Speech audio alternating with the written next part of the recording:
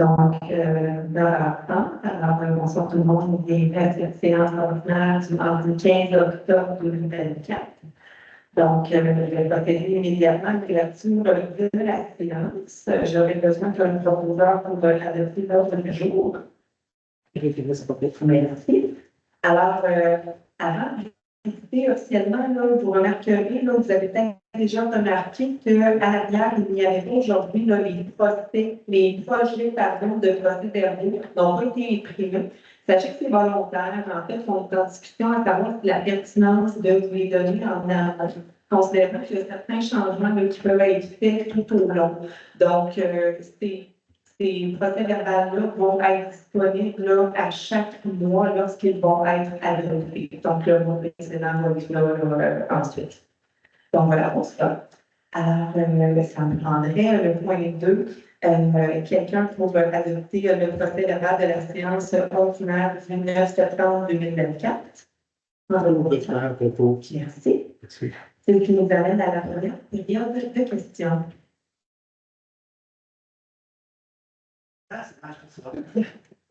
Justement, la question de pertinence que vous dites, vous n'avez pas mis, mais moi je pense que c'est très, très pertinent qu'il soit là. Même qu'on les ait sur le site Internet, comme je vous parlais de l'instance, on avait parlé que vous alliez peut-être regarder ça pour les projets de règlement sur les sites. Est-ce que vous avez regardé ça? Est-ce que c'est quelque chose que vous pensez que vous allez pouvoir? En toute honnêteté, ce n'est pas quelque chose qui a été discuté là, à l'interne. On n'a pas pris le temps d'en discuter, mais c'est bien de le ramener. Okay. Mais en fait, c'est ça, là, il y a eu des discussions à savoir, justement, considérant qu'on donne des projets, mais ils sont sujets à changement, comme de manière générale. L'activité citoyenne, c'est que si j'en prends connaissance, je peux vous donner mon avis, poser des questions, ça peut se voir évident, ça bonifierait. Là, comme par exemple, je voulais avoir les projets de règlement qui allaient ce soir. J'ai contacté Manu Club. Il faut les savoir, il faut les lire avant de venir. Il disait, il va y avoir la version papier. Parce que j'ai 20 secondes pour les lire avant de poser des questions, parce qu'évidemment, il n'y a pas de questions à la fin, vous ne posez pas. Donc, à moins que ça soit ça le projet. Ça peut faire recommencer. Mais là, c'est ça, c'est que là, donc, je prends connaissance hier de l'ordre du jour. Je vois qu'il y a des nouveaux projets de règlement. Pas moyen d'aller aujourd'hui à la municipalité. Est-ce qu'on peut les trouver sur Internet? Il me semble que ça aiderait la transparence. Pour vous, c'est pertinent d'avoir le temps en amont de pouvoir le consulter. Et que ça soit sur le site Internet. Surtout parce que le fait d'aller à la municipalité, les demander, c'est un frein. C'est une démarche supplémentaire. Ça serait simple de le faire. Il y a une section pour les règlements. Une section projet de règlement. Pas compliqué, ils sont légers de toute façon. OK? Bon, c'est ça. Maintenant, concernant les avis publics, là, justement, quand il y a un projet de règlement, est-ce qu'il doit y avoir un avis public normalement avant? Madame, je vous laisse la parole pour l'égalité. En fait, ça dépend du projet de règlement. Il y a certaines dispositions qui ont fait un règlement du urbanisme, quand ça traite sur la rémunération des élus, là, on a des avis publics à émettre, mais pas dans tous les règlements. Une fois qu'ils sont adoptés, qu'ils entrent en vigueur, évidemment, oui, mais les projets de règlement, c'est vraiment des dispositions dépendant de telle loi et ils sont régis. Par exemple, le 864, il va y avoir ce soir. Il va y avoir un avis. Non, parce que ça, c'est un projet de règlement, il va y avoir des consultations publiques par la suite, et ça, il va y avoir des avis publics par rapport à ça. J'ai 863 non plus, parce que c'est pas important si j'ai une séance. Bien, ça dépend des types de règlements, ils sont régis par quelle loi. Okay. C'est vraiment ça la distinction. Il faut faire un avis. Exact, c'est vraiment on suit la loi qui est privée. Concernant celui sur les avis publics, la dernière fois, est-ce que ça prenait un avis public pour faire ce règlement? Moi, je n'étais pas là, je ne pourrais pas. Je n'ai pas cette réponse là aujourd'hui. Mais justement, dans ce projet de règlement sur les affichages publics, là, les avis publics, je pense qu'il y a comme une petite lacune parce que s'il est écrit, doit être affiché à des endroits.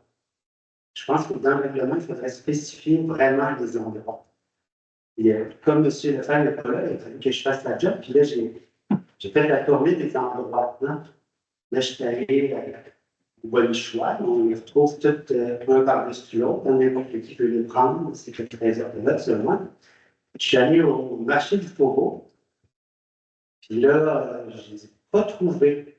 Je ne sais pas où est-ce qu'ils sont dans la pièce. L'employé ne les trouvait pas non plus, il ne les a pas trouvés. Puis d'ailleurs, sur vos certificats, vous écrivez le marché Mont-Saint-Anne. Je trouvais le marché Mont-Saint-Anne, mais c'est pour ça, c'est le marché du Faubourg. Puis là, ils sont, semble-t-il, en dessous des revues sur une tablette. Okay, ce qui est encore très plus orthodoxe. Ensuite, les autres places, c'est mieux, c'est dans les babillards fermés, comme il se doit. Okay? Mais là, ce qui est étrange, c'est qu'on retrouve à chaque endroit, presque tous les endroits, on retrouve les numéros 190 qui disent les dates. On retrouve le 39, le 42, le 43, le 44, à presque tous les endroits. Sauf au garage Admin Morancy, parce qu'on retrouve le 190, le 35, 36, 39, 40, 41. Là, dans les certificats de publication, ça dit qu'ils sont partout. Là. À chaque fois, ça dit, ouais, j'en ai mis partout. Moi, je ne comprends pas, là, qu'est-ce qui se passe, là, comment ça, combien de temps ça va être affiché à l'électricité? C'est ma question implicite.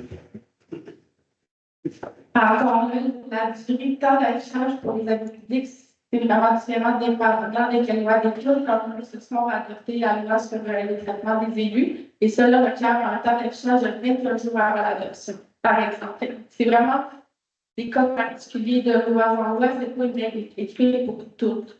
Mais tu sais, quand maintenant, on affiche une dérogation mineure qui va être passée ce soir, et le lendemain, ça a été d'affaires, on peut prendre ça en considération. Donc, ça, c'était le 39, c'est le certificat qui est encore là.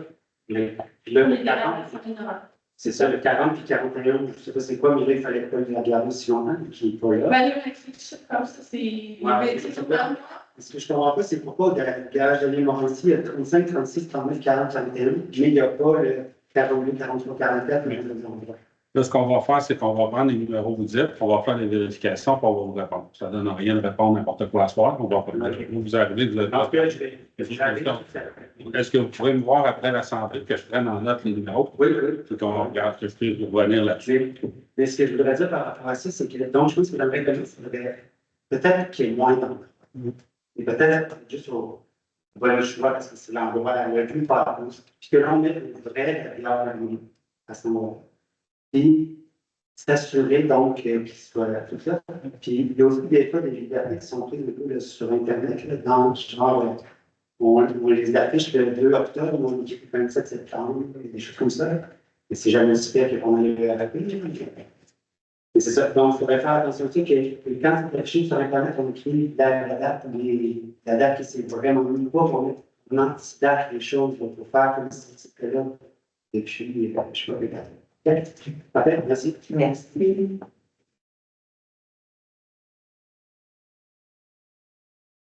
Bonjour, j'ai une petite question. Fosse sceptique. J'ai fait venir ma fosse à cette année. À 385 pièces, j'ai trouvé ça clair un peu convenable.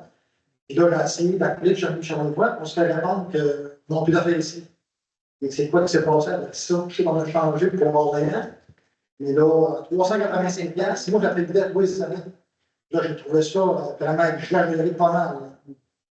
En fait, Tu veux. c'est allé en appel d'offres, c'est que le contrat avec Saint-Charlevoix était fini.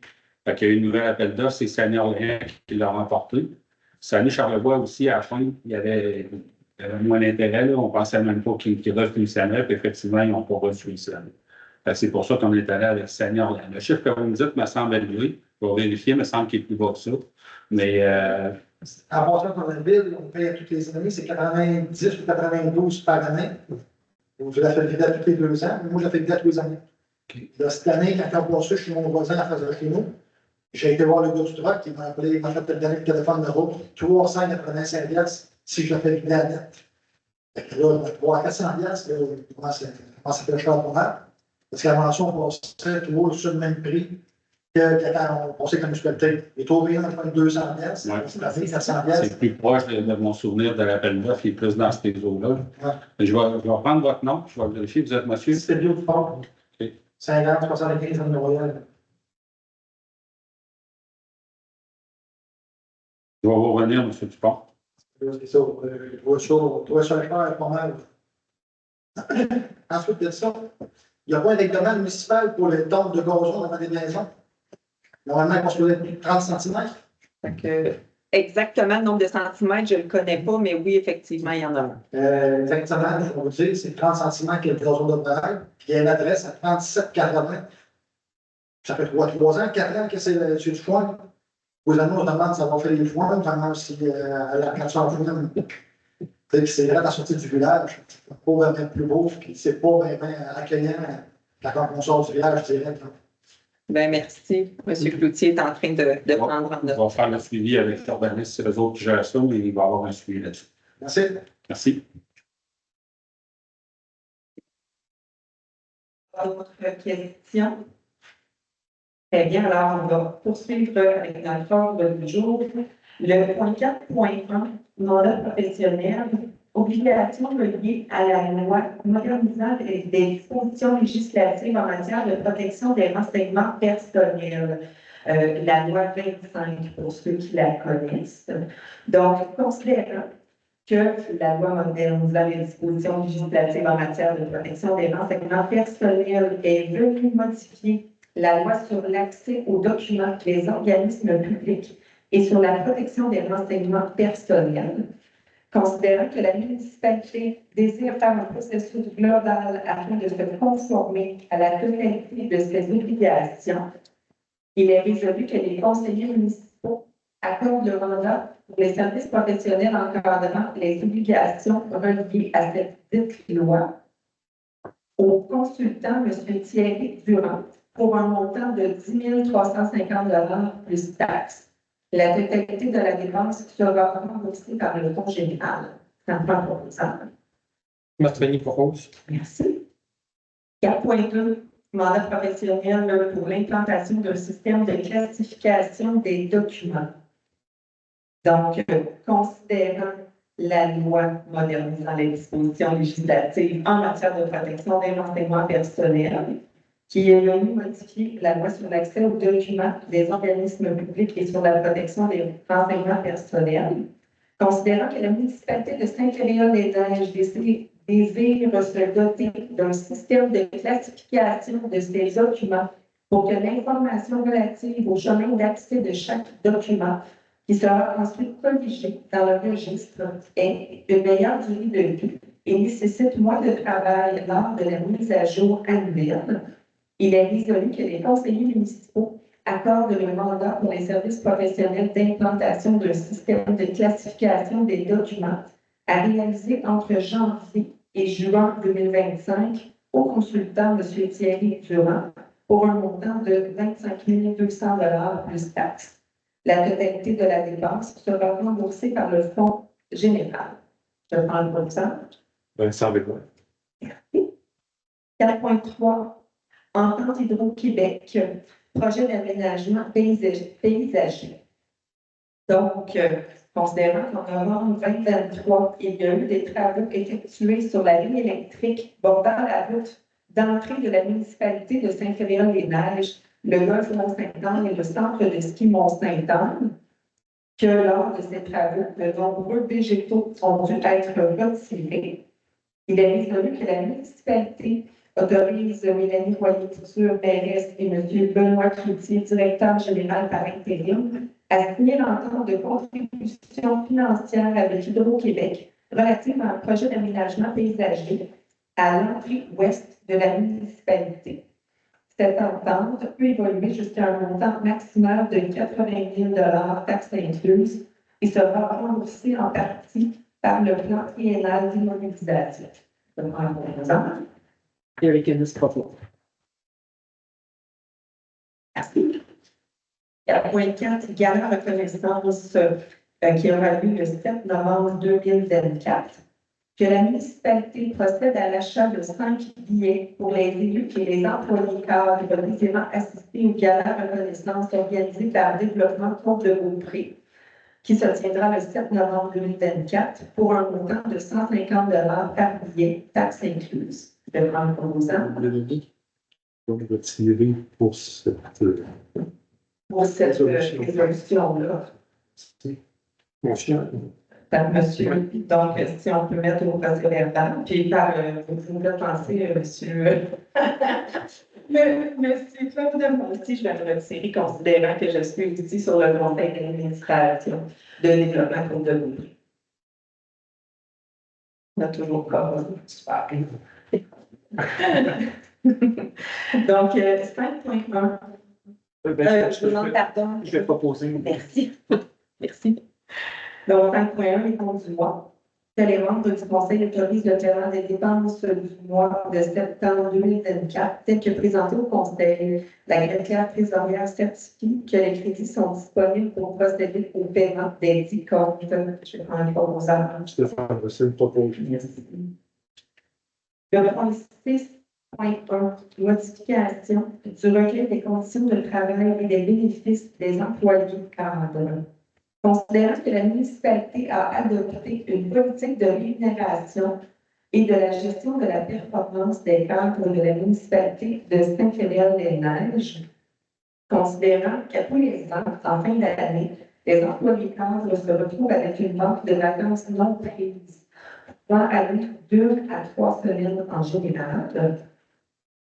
Il est résolu que la municipalité modifie l'article 12 du recueil de travail et de bénéfices des employés cadres, annexé à la politique de rémunération et de la gestion de la performance des cadres de la municipalité de Saint-Fédère-des-Neiges, de façon à ce que le 5e alinéa se lise ainsi. Les vacances non prises ne sont pas monnayables. Un maximum d'une semaine de vacances est reportable à l'année suivante avant le 31 mars, suivant l'approbation de la direction générale. Selon des conjonctures particulières, le directeur général pourrait accepter de reporter une plus longue période de vacances si l'employé cadre démontre qu'il a un projet particulier avec des dates fixes justifiant le report de vacances. La date limite pour faire une demande de report de vacances à l'année suivante est le 1er novembre de l'année en cours. Une demande écrite va être acheminée à son supérieur immédiat pour l'analyse et décision. Un jour de vacances est déterminé selon la base de calcul du salaire annuel et peut être fractionné en des journées. Je prends le proposeur. Claude Leclerc, propose. Merci. Point 7.1. Nomination. Comité sur l'accès à l'information et la protection des renseignements personnels. Il est résolu que ce comité soit maintenu. Alors, excusez-moi, je vais retourner en arrière. Donc, considérant que le comité sur l'accès à l'information et la protection des renseignements personnels a été créé et adopté par la résolution numéro 22-264 le 4 octobre 2022, conformément à l'article 8.1 de la loi sur l'accès aux documents des organismes publics et sur la protection des renseignements personnels. Il est résolu que le comité soit maintenant composé des personnes qui occupent les fonctions suivantes au sein de la municipalité de Saint-Fédère-des-Neiges. Monsieur Benoît Cloutier, directeur général par intérim. Madame Marie-Noëlle Duclos, greffière adjointe, déléguée responsable à la collection de documents et de la protection des renseignements personnels. Stéphane Racine propose.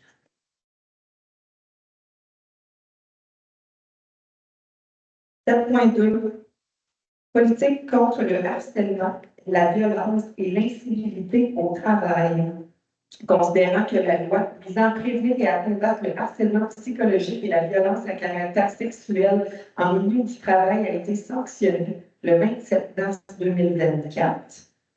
Considérant que tout employeur devait adopter une politique conforme aux nouvelles prescriptions, et considérant que la municipalité de Saint-Fédère-des-Neiges désire se doter d'une nouvelle politique conforme, il est résolu que les membres du conseil municipal abrogent la politique contre le harcèlement actuel, que les membres du conseil adoptent la politique contre le harcèlement, la violence et l'incivilité au travail, et que cette politique fasse partie intégrante des présences comme si elle était restreinte au long. Je vais prendre un proposant. Combien vous propose? Merci. Le point 8.1, correction et abrogation de la résolution 24-214 relative à l'embauche d'une monitrice sauveteuse pour activités aquatiques. Considérant la résolution numéro 24-1214 adoptée le 9 septembre 2024 et que, pour donner suite à des informations plus précises reçues, il y a lieu d'abroger et corriger cette résolution par celle-ci. Il est résolu que les membres du Conseil autorisent l'embauche de Mme Karel Fernand à titre de travailleur autonome comme monitrice sauveteuse, permettant ainsi à la municipalité d'offrir des activités aquatiques à ses citoyens en le proposant. Merci. Le point 9, nouvelle exigence du ministère du Transport lors de demandes d'aide financière. Considérant que le ministère du Transport et de la Mobilité durable annonçait récemment qu'il exigera dorénavant que les plans et devis soient complétés à 100% lors d'une demande d'aide financière au programme d'aide à la voirie locale 2025, que cette nouvelle exigence a un impact considérable sur la préparation d'une demande d'aide financière pour l'équipe administrative de la municipalité, et ce, autant au niveau des ressources humaines que financières. Que lors de la séance d'information du ministère des Transports, les petites municipalités telles que la nôtre vont partager l'enjeu et les impacts qui découlent d'une telle exigence, considérant que la préparation des plans et devis complétés à 100% pour des projets pouvant atteindre quelques millions devient une tâche impossible à accomplir dans un délai d'un mois. Qu'en tant que petite municipalité, la municipalité de Saint-Frédéric-des-Neiges n'a pas assez de ressources à l'interne et que des coûts importants seraient à prévoir pour mandater des firmes externes sans être assuré que le projet serait retenu en bout de ligne. Il est résolu par le Conseil que la municipalité de Saint-Frédéric-des-Neiges manifeste son désaccord face à cette nouvelle exigence du ministère des Transports et de la Mobilité durable dans le cadre du programme d'aide à la voirie locale, que la municipalité demande au ministère des Transports et de la Mobilité durable de revoir leur objectif face à cette nouvelle directive et que la municipalité souhaite que la Fédération québécoise des municipalités et l'Union des municipalités du Québec viennent appuyer le mécontentement face à cette nouvelle façon de faire. Donc, je vais prendre Avec une proposition. Merci. Point 10, urbanisme. Abrogation de la résolution 24-216 relative à la création d'un comité de démolition.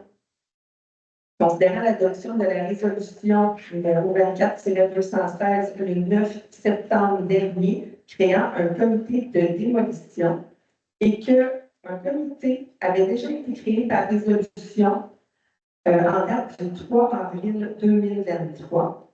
Donc, considérant que la résolution 23-216 n'a pas lieu d'être, il est unanimement résolu que le conseil municipal abroge la résolution numéro 24-216.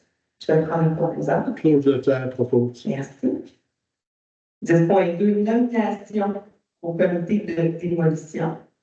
Donc, considérant ce comité de démolition qui a été créé le 3 avril 2023 et que le mandat des membres du comité est d'une durée d'1 an, considérant qu'il y a lieu d'apporter des modifications, il est résolu de nommer les membres du conseil municipal suivant comme étant des membres du comité de démolition pour une période d'1 année, avec possibilité de renouvellement par le conseil.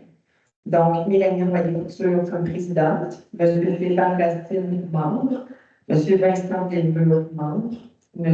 Marc Magny, membre substitut, et de désigner le directeur de l'urbanisme étant responsable de traiter les demandes de démolition en vertu du règlement relatif à la démolition d'immeubles portant le numéro 23-833, de constituer les dossiers de demande à être présentés au comité de démolition et d'agir à titre de secrétaire du comité de démolition dans ses travaux. Je prends le proposeur.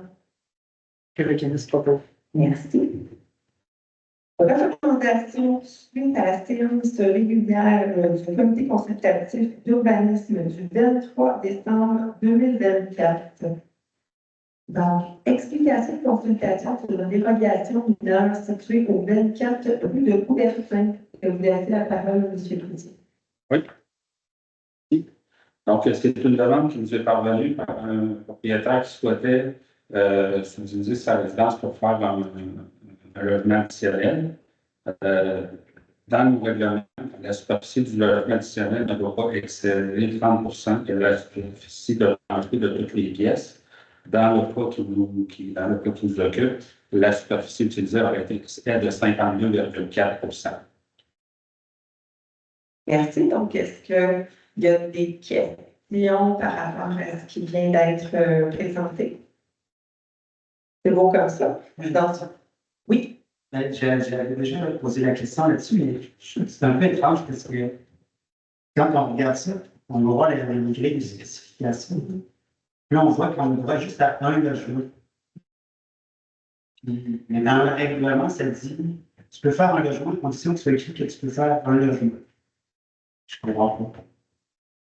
Je ne l'écris pas sous les yeux, dans les règlements. C'est dans les faits, ça dit qu'on a droit juste à un logement par maison. Application. Ils vont faire le deuxième, le logement additionnel. Ce qu'il faut comprendre dans ce contexte-là, c'est que c'est 2 terrains qui vont être annexés. Donc, dans ce contexte-là, pour nous, la dérogation mineure faisait du sens. Donc, on prend 2 terrains, on va leur bâtir un seul grand terrain. Et c'est là que l'agrandissement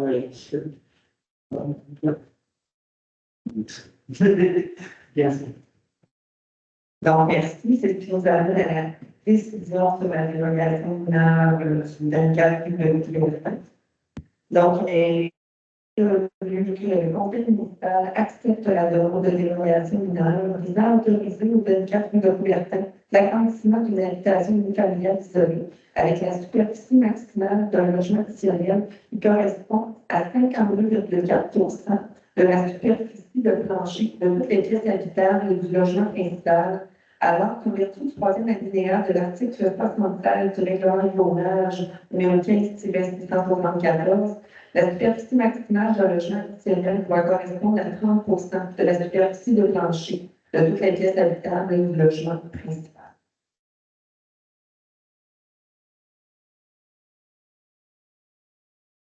Comme ça, oui. Donc, le 10.3.1.3. Explication consultation sur une dérogation mineure située au 4260. Oui, le je propose.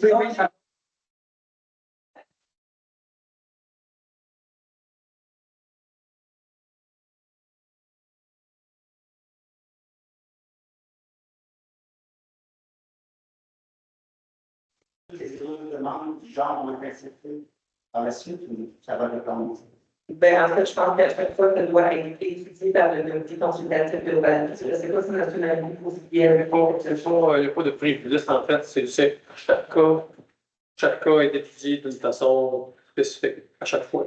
Okay. Dans ce cas, il y avait pas des conséquences, mais des éléments qui nous amenaient à pencher vers ça. Notamment, il y avait, on va plus loin, il y avait l'espace du sous-sol qui était considéré comme un milieu fini, non pas comme un milieu semi-fini, qui est dans la grande dimension, en fait. Mais dans d'autres cas, ça ne compte pas nécessairement passer. Chaque cas, c'est étudié un après l'autre. C'est ça. Mais Gros. c'est considéré comme mineur quand même. Quand même, oui.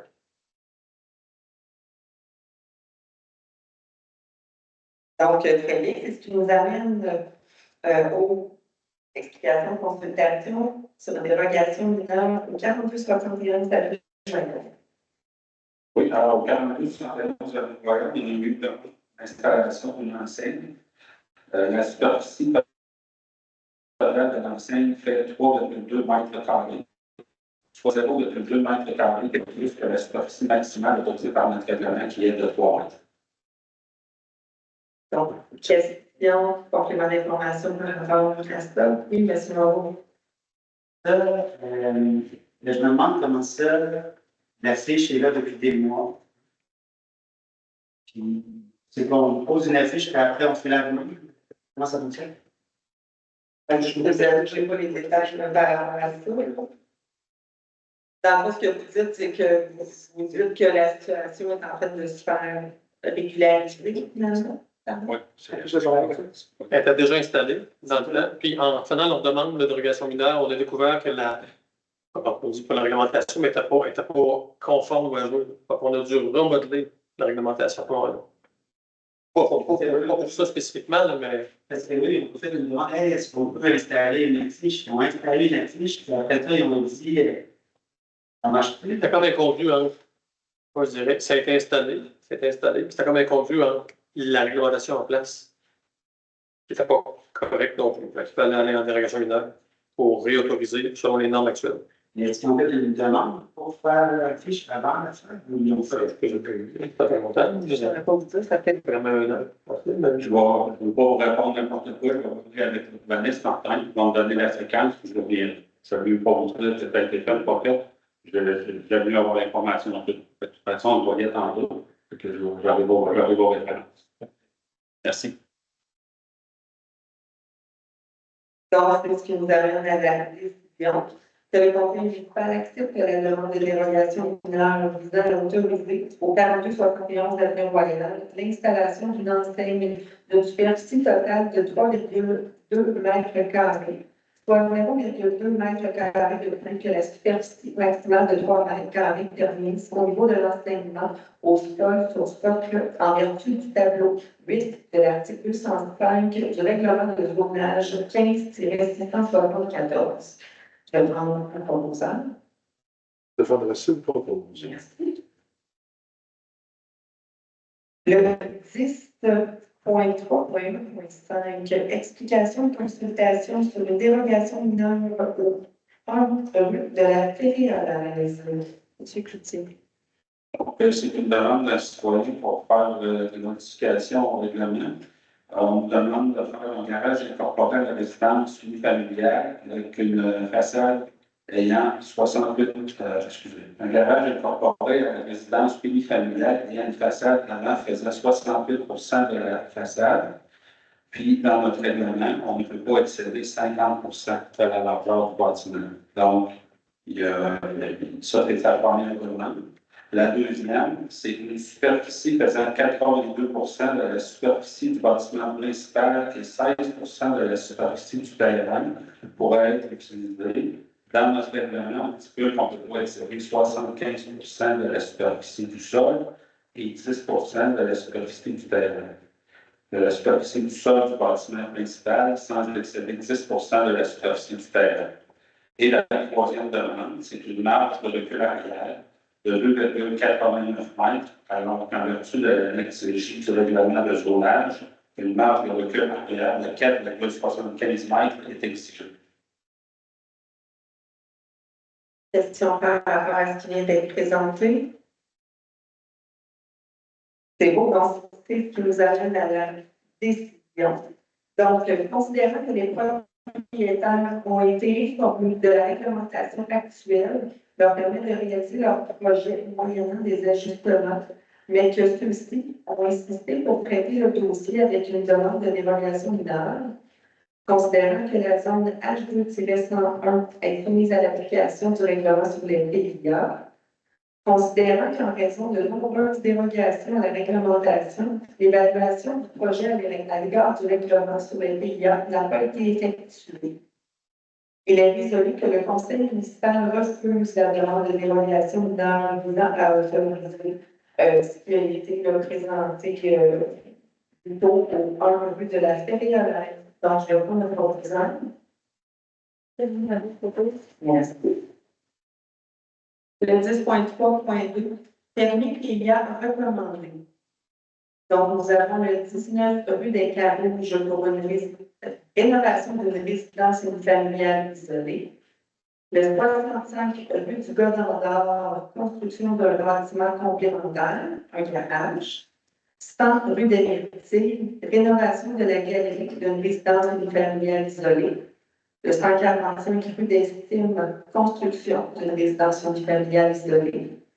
Le 145 rue des Marguerites, construction d'une résidence unifamiliale isolée, mais certaines conditions particulières sont exigées pour le permis, soit de respecter les mesures de gestion de l'eau prévues dans l'étude aqua-ingénieure et de naturaliser 125 mètres carrés de terrain à l'intérieur de l'aire remaniée.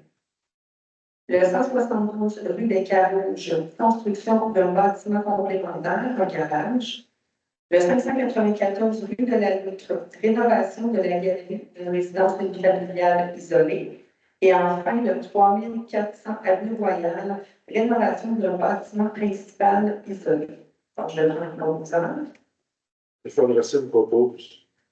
Le 10.3.3, permis PIA non recommandé au 11 rue des.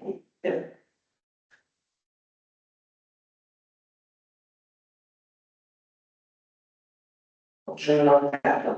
Considérant que la demande de permis d'agrandissement de la résidence unifamiliale isolée, située au 11 rue des Pics, a été déposée, que la zone H1-110 est soumise à l'application du règlement sur les PIA, que les informations requises à l'égard du PIA ont été déposées pour traiter la demande, considérant que l'intégration architecturale de l'agrandissement avec le bâtiment existant pourrait être améliorée, notamment par des alignements avec les ouvertures existantes, par l'alignement des revêtements extérieurs ou par l'harmonisation des couleurs, que le gabarit et la volumétrie de l'agrandissement présentent des caractéristiques intéressantes avec le bâtiment existant, que la demande ne rencontre pas tous les objectifs et les critères du règlement sur les PIA, notamment les articles 43 et suivants. Il est résolu que les membres du conseil municipal refusent la demande de permis d'agrandissement d'une résidence familiale isolée située au 11 rue des Pics. Donc, ça va prendre proposant. Claude Leclerc propose.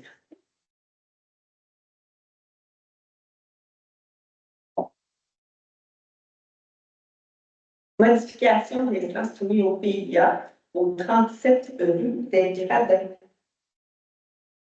Que les membres du conseil municipal acceptent la demande de modification au plan de permis de construction d'une résidence unifamiliale isolée au 37 rue des Gradins, sous condition que les deux bâtiments ne soient pas communicants et que les fenêtres et la structure de bois apparente des toitures, l'avancée de toit restent les mêmes que le permis délivré en août 2024. Je vais prendre pour le temps. Merci. Règlement. Donc, je vais prendre quelqu'un pour donner l'avis de motion pour le règlement numéro 24-863, modifiant le règlement 21-810 concernant les séances du conseil. En fait, ça va être pour réintégrer une deuxième période de questions. Donc, je vais donner la merci.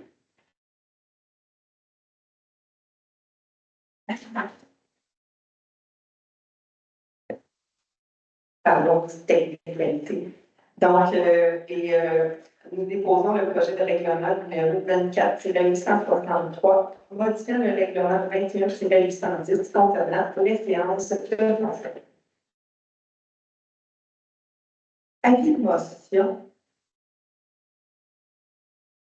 Ça va prendre quelqu'un pour donner l'avis de motion qui sera adopté en séance subséquente, le règlement numéro 24-864 relatif à une concordance avec le schéma d'aménagement de la MRC 184.12 et 184.13, modifiant le schéma d'aménagement et le développement durable. Donc, j'aurai besoin de quelqu'un pour donner l'avis. Le Fonds de Racine propose. Merci. Et je procède au dépôt du projet du règlement numéro 24-864, modifiant le règlement du zonage 15-694, afin d'apporter les correctifs nécessaires aux limites des zones suite à l'entrée en vigueur des règlements 184.12 et 184.13, modifiant le schéma d'aménagement de la MRC de la Côte de Vaud. Adoption du projet de règlement 24-864, modifiant le règlement de zonage 15-674, concordance avec le schéma d'aménagement de la MRC 184.12 et 184.13. Considérant que le conseil municipal de Saint-Frédéric-des-Neiges a adopté un règlement de zonage 15-674 incluant un plan de zonage, Que le Conseil peut modifier ce règlement en vertu de la loi sur l'aménagement et l'urbanisme, considérant que le Conseil de la municipalité de Saint-Gabriel-les-Neiges doit modifier son règlement de zonage pour intégrer les dispositions des règlements 184.12 et 184.13 adoptés le 3 avril 2024 par le Conseil de la MRC de la Côte de Beaupré, considérant qu'une avis de motion a été donnée lors de la séance aujourd'hui et que le projet de règlement a été déposé lors de cette même séance, il est résolu que le Conseil municipal adopte le projet de règlement 24-864, modifiant le règlement de zonage 15-874 afin d'apporter les correctifs nécessaires aux limites des zones suite à l'entrée en vigueur des règlements 184.12 et 184.13, modifiant le schéma d'aménagement de la MRC de la Côte de Beaupré. Ce projet de règlement fait partie intégrante des présentes, comme s'il était retranscrit au long.